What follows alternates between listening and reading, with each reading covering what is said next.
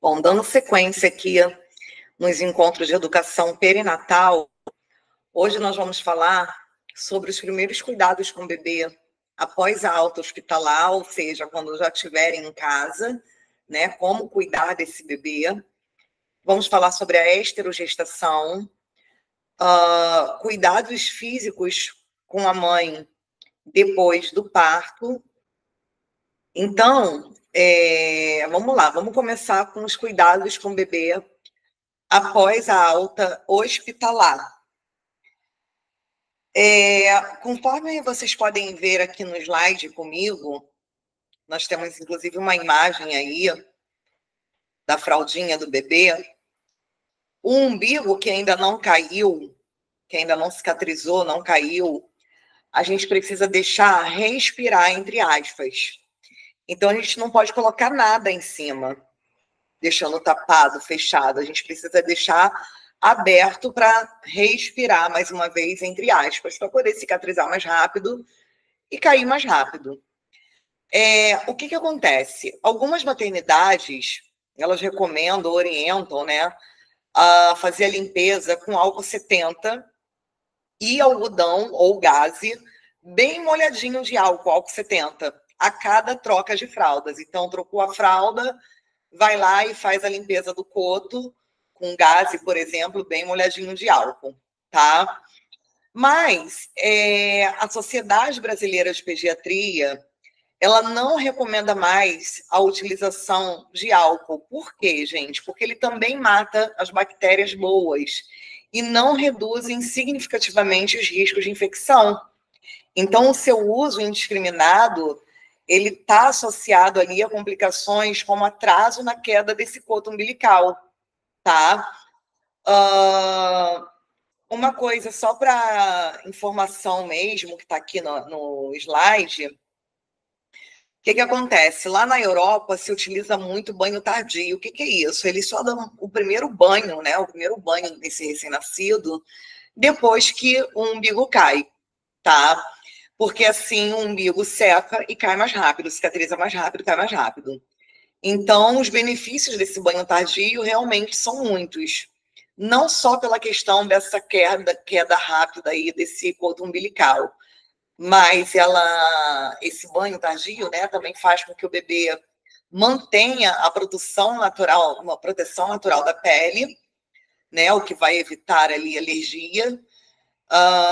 Também favorece na questão da regulação biofísica, então o bebê ele não vai perder calor com tanta frequência, com tanta intensidade, então, consequentemente, ele perde menos o que? Peso. E o cheiro do bebê fica ativando o sistema primitivo do cérebro, então vai beneficiar muito naquele processo de vínculo e da amamentação, tá? A gente sabe que aqui no Brasil, pelo menos, a gente não tem esse hábito, né?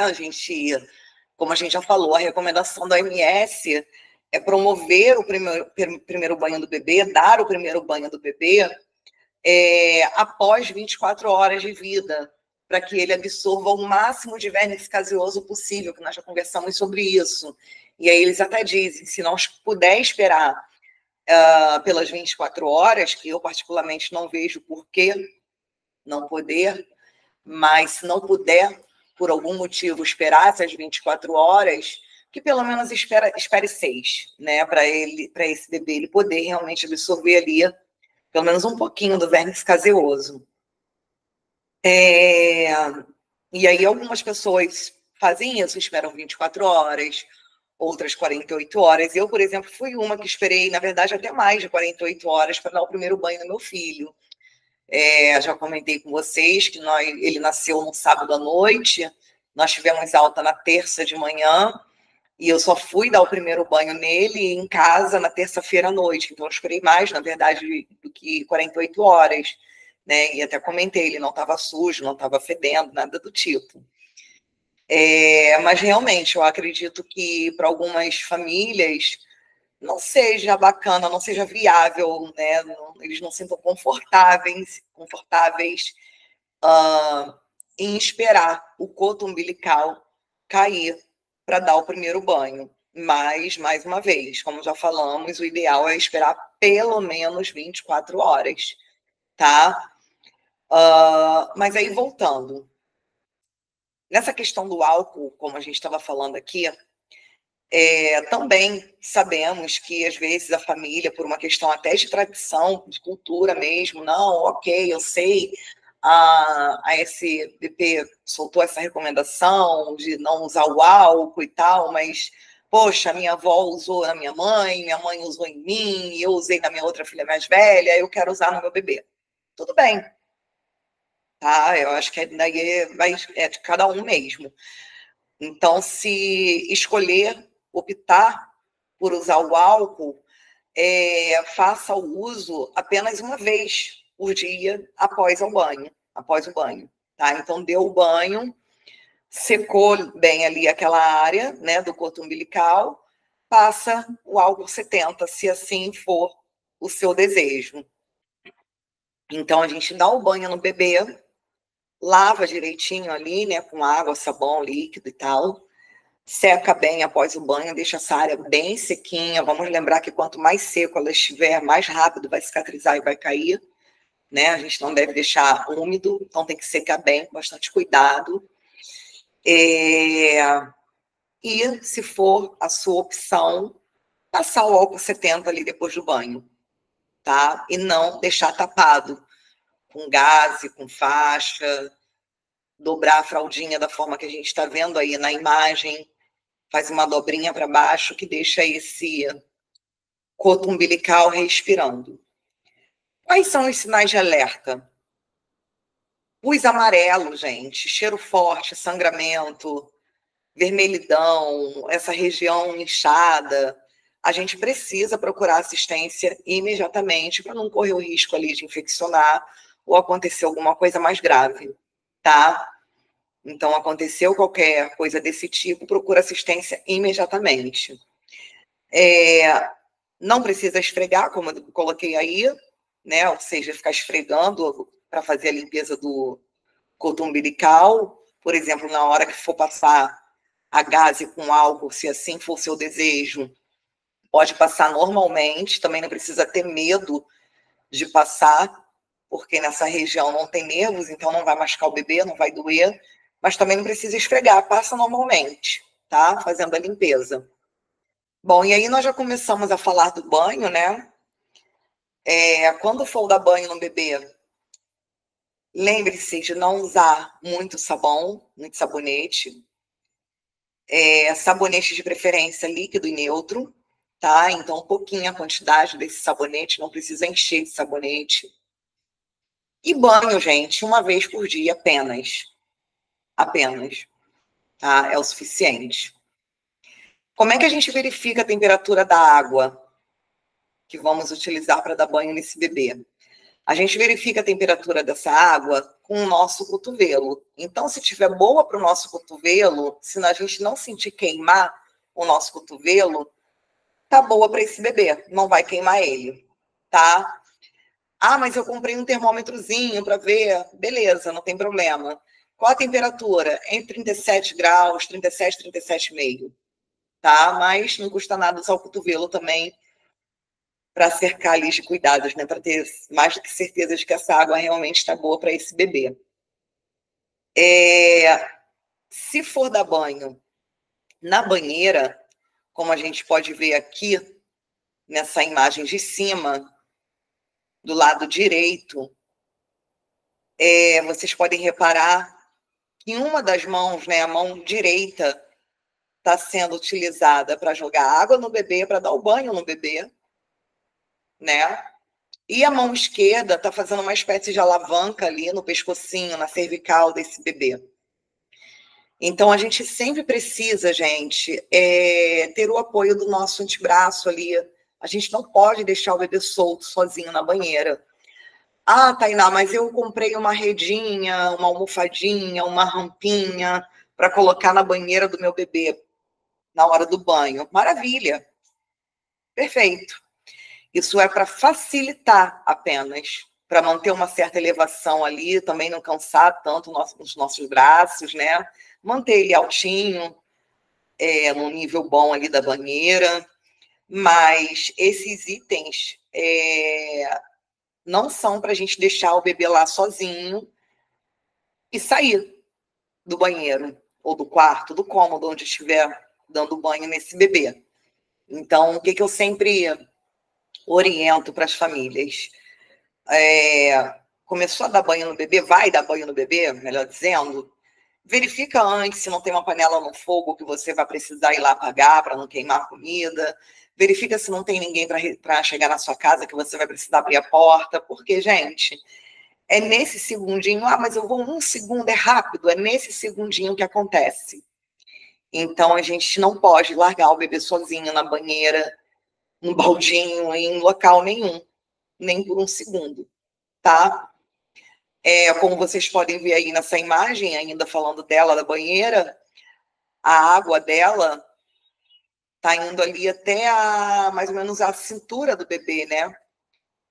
Se a gente olhar aqui mais ou menos, ó, dá para ver que tá indo até aqui mais ou menos na cintura do bebê. Não precisa encher mais que isso, tá? Banho de ofurô, baldinho, a imagem de baixo aqui também. Vocês podem reparar que a mão esquerda está dando aquele suporte, porque o recém-nascido não tem aquele controle cervical. Então, está dando aquele suporte ali na cabecinha, no pescoço do bebê. E a mão direita está funcionando como uma espécie de alavanca também para o corpinho dele, segurando ali, né, dando o apoio, dando a sustentação para esse corpinho. Inclusive, é muito bom para cólicas, como a gente vai falar daqui a pouquinho, tá? Esse baldinho, esse ofurô. Ficar assim com o bebê durante um tempinho. E aí eu coloquei esse banquinho vermelho aqui. Ele parece ser de ferro, né? Mas também a gente tem outras opções. Pode ser um banquinho de plástico. Enfim, algum banquinho, uma cadeira. Banquinho mais prático, né? Menorzinho, ocupa menos espaço.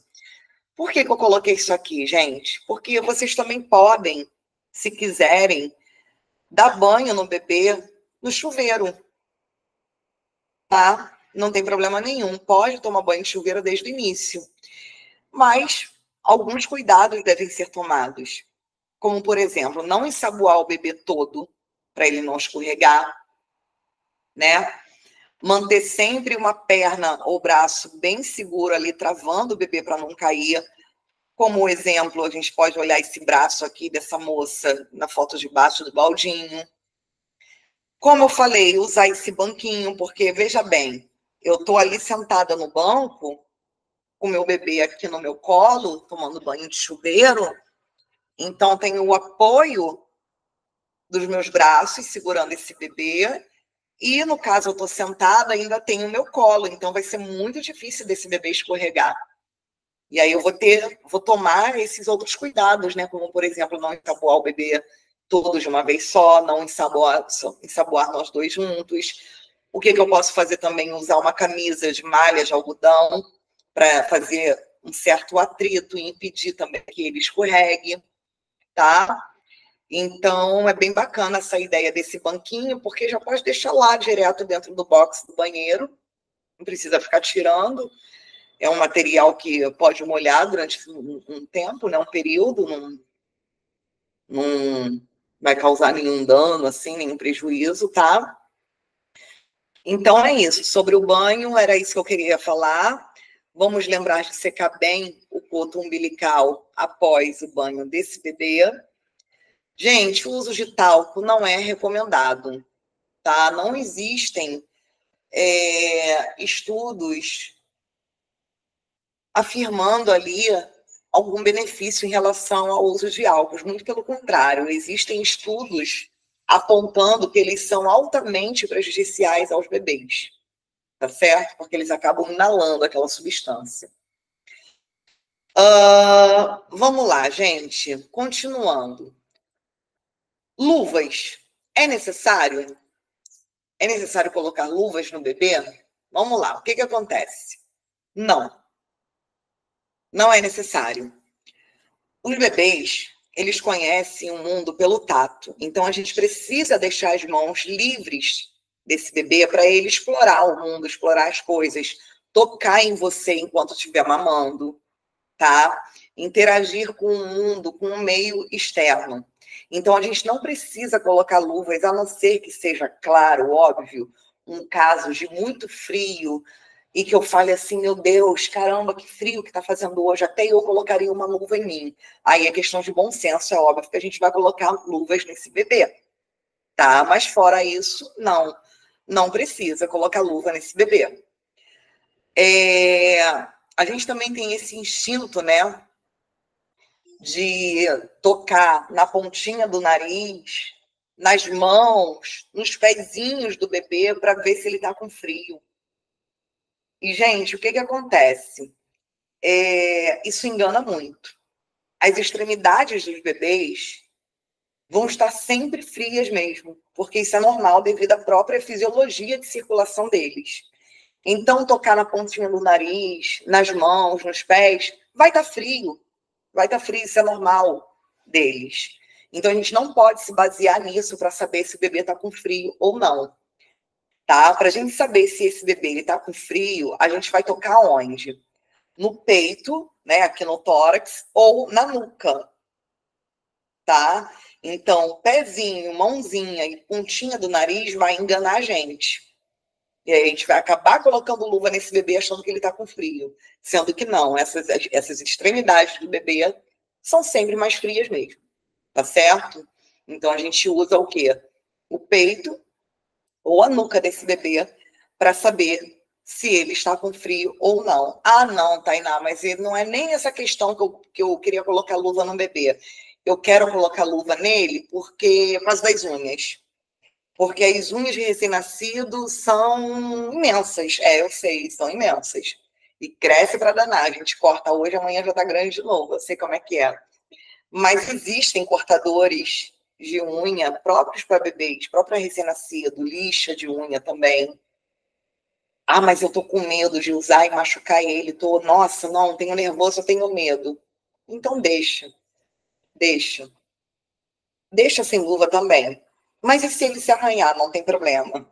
Não vai ser nada do tipo que você tenha que sair correndo para emergência porque ele se arranhou. Isso vai fazer parte ali do aprendizado dele, tá? A gente não pode esquecer que os benefícios de deixar esse bebê explorar as coisas, ter um movimento livre das mãozinhas, são maiores do que ele se arranhar, tá certo?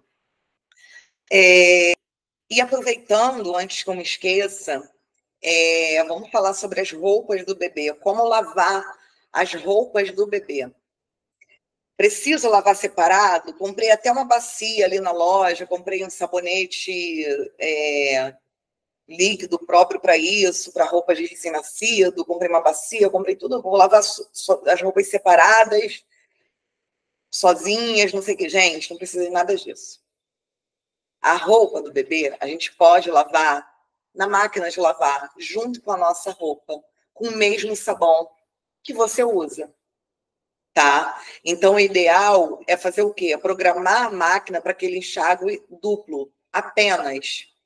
Pode lavar com a roupa de vocês, não tem problema nenhum. E não precisa passar ferro, porque isso não vai prevenir alergias. Vamos pensar pela seguinte lógica: o bebê, ele vai passar o dia todo em você, mãe, no seu colo praticamente, em contato com a sua roupa.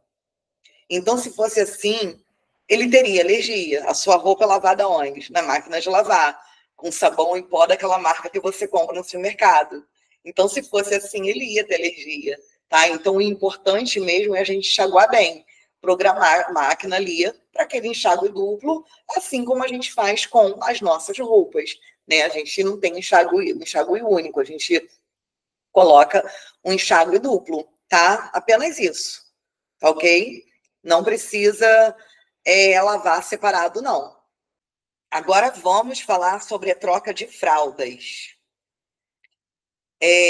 O que acontece, gente? Até 30 dias de vida, o bebê ele precisa fazer pelo menos 6 xixis por dia. Inclusive, o pediatra do bebê de vocês vai falar isso com vocês, que quer 6 fraldas no mínimo de xixi por dia. Tá? Por quê? Isso indica que ele está mamando bem, que ele está bem hidratado. Tá certo? Então, as fraldas de recém-nascido vêm com um marcadorzinho que toda vez que o bebê ele faz xixi, a listrinha fica lá azul, se eu não me engano. Tá? Então, o bebê fez xixi, a fraldinha apareceu ali a listrinha. Então, você já vai conseguir ter esse controle da quantidade de xixi que esse bebê está fazendo por dia, tá? Então, fez xixi, trocou a fralda. Fez cocô, trocou a fralda. Não vamos deixar o bebê sujo. Como é que deve ser feita essa higiene? Vamos lá. Eu sei que muito provavelmente ou vocês compraram ou vocês ganharam vários pacotes de lenço umedecido. Mas a má notícia é que a gente não usa, ou pelo menos não deve usar, lenço umedecido para a troca de fraldas. A gente precisa evitar lenços umedecidos. A gente faz a higiene com água morna e algodão, tá? Mas e quando estiver na rua? Algodão e óleo de coco. Então, na verdade, como é que a gente vai fazer? Primeiramente, vamos falar aqui por que o óleo de coco. O óleo de coco, ele é um antifúngico natural que ajuda a evitar assaduras. Então, por isso que a gente evita o uso de lenço até mesmo na rua.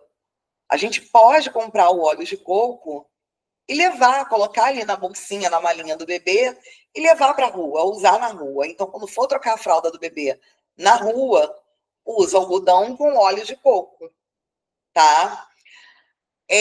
Aquela pomada para prevenção de assaduras, a gente passar aquela pomada para prevenção de assaduras toda vez que a gente troca fralda, não tem a menor necessidade disso. O importante, gente, é a gente deixar aquela região bem limpa e seca, porque as assaduras naquela área ali são causadas pelo contato da pele com fezes, com urina, e que pode se agravar com a presença de quê? De fungos. Então, as fraldas em contato com o xixi e aquela fricção ali é que vai causar o quê? A assadura.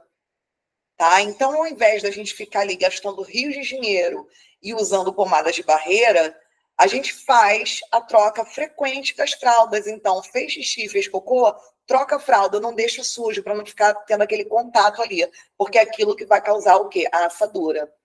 Tá? Então, fez xixi, fez cocô, limpa aquela região. Tá certo? Ah, se eu estiver em casa, eu posso, ao invés de passar algodão, lavar essa região do bebê na pia do banheiro? Pode, não tem problema nenhum. Pode sim, vai lá, lava lá na pia do banheiro com sabonete líquido e seca bem em seguida. Deixa bem sequinho. Tá? Não tem problema nenhum.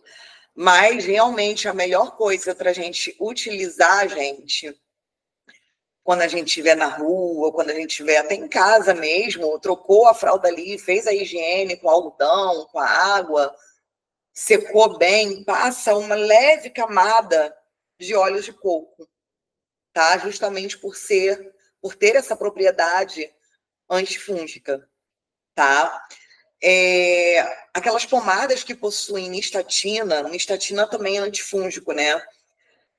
Aquelas pomadas, agora estou falando das pomadas mesmo, não do óleo de coco. Elas só devem ser utilizadas quando já existe uma infecção fúngica. Então, se não tem infecção, não precisa da pomada, tá? Só deve ser usada ali para tratar realmente essa dura, se já tiver ali aquela infecção. Então, vamos lá. Para limpeza, o que vocês vão fazer? Algodão molhadinho, tá? Com água morna. O que vocês podem fazer? Eu vou ter que esquentar água toda vez que eu for trocar a fralda do meu bebê? Não, não precisa. Deixa uma garrafa térmica lá no kit higiene do bebê, uma garrafa térmica com água morna lá e um potinho. Toda vez que for trocar a fralda, ó, coloca essa água morna que está na garrafa térmica no potinho, fecha, pega o chumaço de algodão, molha lá nessa água morninha, espreme, faz a limpeza e seca bem, tá? Antes de colocar uma nova fralda. Deixa aquela área ali respirar. Pode até fazer assim, ó, com a mão, abanando mesmo, tá? Para deixar bem sequinho e aí coloca a fralda. E pode passar, claro, antes, como eu falei, uma leve camada ali de óleo de coco. Vamos falar agora sobre as cólicas dos bebês. Um assunto que apavora todo mundo. E as cólicas? O que eu faço quando se começar? Vamos lá, gente. O que acontece? Cólica é uma condição que os bebês têm realmente devido à imaturidade intestinal deles, tá? Inclusive, não existem evidências de que os remédios funcionem. Aqueles remédios que a gente conhece para cólica, né? Inclusive, sobre isso, a Sociedade Brasileira de Pediatria soltou uma recomendação de não receitar esses medicamentos para os bebês, porque não vai funcionar, porque tem a ver mesmo com essa imaturidade intestinal deles, tá? Então, as cólicas, elas normalmente, geralmente, aparecem ali após a segunda semana de vida do bebê. E geralmente vai embora ali por volta dos 4 meses de vida, 4, mas às vezes pode até 6 meses de vida, tá? E qual que é o principal sintoma de que isso está acontecendo? Aquele choro incontrolável, gente, que pode acontecer a qualquer hora do dia, mas é mais frequente no início da noite. Tá, Tainá, então você falou que a Sociedade Brasileira de Pediatria já soltou uma recomendação dizendo que esses remédios de nada adiantam, que não sei o quê. E o que a gente faz? A gente faz algumas coisas que podem ser úteis para aliviar esse incômodo, como, por exemplo, como vocês podem ver aí na imagem comigo do slide, o banho de ofurô, né, do baldinho, como eu já tinha falado ali antes, quando a gente estava falando sobre o banho do bebê. Então, esse banho de ofurô, ele pode ajudar muito aquela aguinha morna, né? Pode ajudar bastante, tá? Deixar ali esse bebê em imersão um tempinho, claro, sempre segurando esse bebê, conforme vocês estão vendo aí na imagem, jamais, como eu já disse, largar, deixar esse bebê sozinho. Na imagem de baixo, vocês estão vendo também aí aquele movimento com as perninhas, né? De puxa e estica. Movimento também circular em sentido horário na barriguinha de uma forma suave, quase nada de pressão, tá? Na barriguinha. Fazer bicicletinha também com as perninhas, tá? Pode usar também uma compressa na barriguinha do bebê, uma bolsa, uma fraldinha quente. Tem que ter cuidado para a gente não exagerar nessa temperatura, para não queimar o bebê. Como é que a gente pode ver? Coloca um pouco aqui no teu cotovelo, aquele mesmo esquema do banho, deixa um tempinho ali no teu cotovelo, tá bom? Então tá bom para o bebê, tá? Então a gente pode fazer essas coisas para poder aliviar aí esse incômodo. Barriga com barriga, né, gente? Aquele contato ali pele a pele, direto com a barriga da mãe, do pai, enfim, também pode ajudar. Jamais, gente, oferecer chá. Né? A gente sabe que antigamente, tinha isso, algumas famílias, faz um chá para o bebê, dá para ele, porque vai. Não, gente, não tem que dar chá nenhum, tá? Nenhum. E vamos lembrar de mais uma coisa. Tudo bem que a gente está falando aqui da questão das cólicas e tal, mas o choro do bebê faz parte do desenvolvimento dele. Essa é a única forma de comunicação dos bebês. Então, o choro, na verdade, como é a única forma de comunicação deles, às vezes nem sempre está relacionada à cólica. Pode ser frio, pode ser calor, pode ser fome, pode ser fralda suja. Ou pode ser até mesmo, gente, porque ele quer quem por perto? A mamãe. Vamos lembrar da esterogestação, né? Então, na verdade, nem tudo se resume à cólica, nem tudo se resume à fome. A gente precisa, na verdade, ir aí investigando o que esse bebê quer, o que ele está querendo, qual é a carência dele naquele momento, se não é apenas, entre aspas, né? Porque não é pouco, é muito, para esse bebê significa muito, o colo da mãe, né? Basta a gente lembrar da esterogestação, que a gente vai falar daqui a pouquinho, tá? Mas, voltando a falar das cólicas, são comuns, como a gente acabou de ver, tem a ver realmente com essa imaturidade intestinal deles, e vai melhorar com o tempo mesmo. E aproveitando que a gente está falando de cólica, vamos pular aqui para o cocô. Né? No PDF que eu mandei para vocês, tem lá o manual do cocô. Então, vocês podem conferir lá que no início os cocôs, eles são bem escuros e eles vão clareando com o passar dos dias até ficar com uma cor ali tipo mostarda, meio pastoso, tá? Também pode sair esverdeado.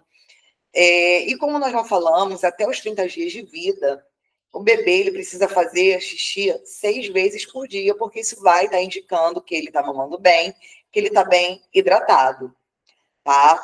E cocô de preferência a cada mamada. Então, o que acontece, gente? A cada mamada é uma fralda. Se ele fez cocô, a gente vai lá e troca a fralda, tá? Então, durante os primeiros 30 dias, tem que fazer cocô todo dia. Se não fizer, é porque ele não está o quê? Recebendo comida, ou seja, não está mamando suficiente, tá? Mas aí, depois dos 30 dias de vida, esse bebê que é amamentado exclusivamente seio da mãe pode ficar até 10 dias sem fazer cocô, depois dos 30 dias de vida, tá certo? Eu estou complementando com fórmula. Com fórmula, precisa